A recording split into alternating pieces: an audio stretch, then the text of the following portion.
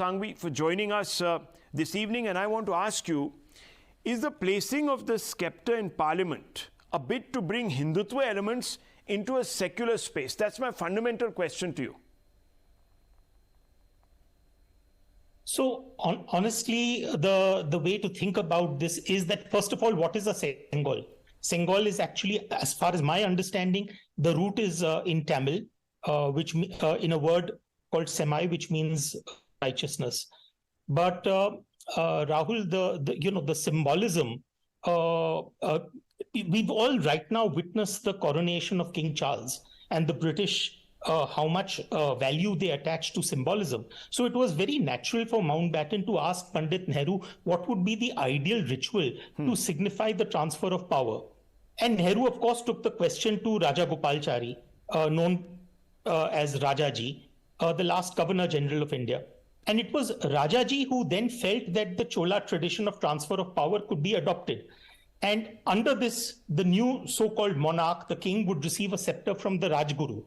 Now, to arrange this, of course, Rajaji reached out to a prominent mutt of Tamil Nadu, and the head seer of the mutt then took on the responsibility of having the scepter crafted by a jeweler down south called Bangaru Chetty, a reputed jeweler. And it was 5 feet long, plated in gold and crowned with a Nandi. And of course, please don't forget, the Nandi itself has tremendous significance because the 4 legs of Nandi symbolize Satya or truth, Dharma or righteousness, Shanti or peace, and Prem or love.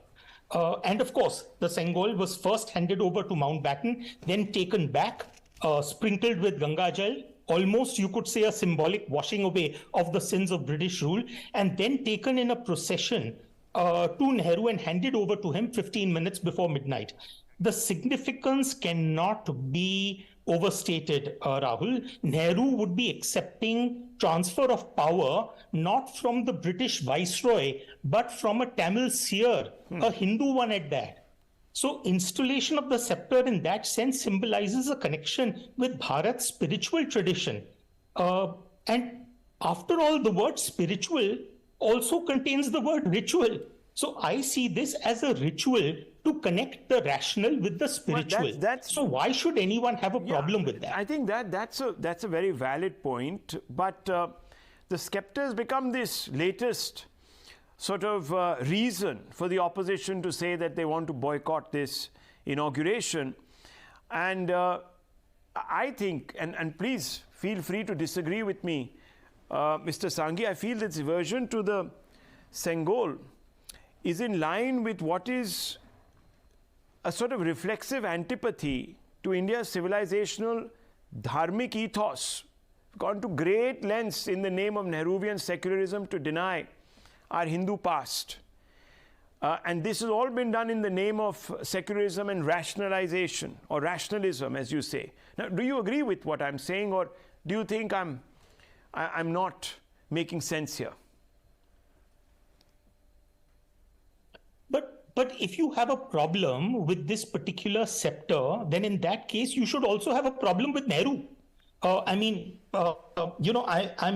reading through the Kindle version of Freedom at Midnight by Dominique Lapierre and Larry Collins. If I have your permission, may I read a couple of lines from it? Yeah, of course. With their bare chests and foreheads streaked with ashes, their matted, uncut hair tumbling in black strands to their shoulders, they were pilgrims from an ancient, timeless India.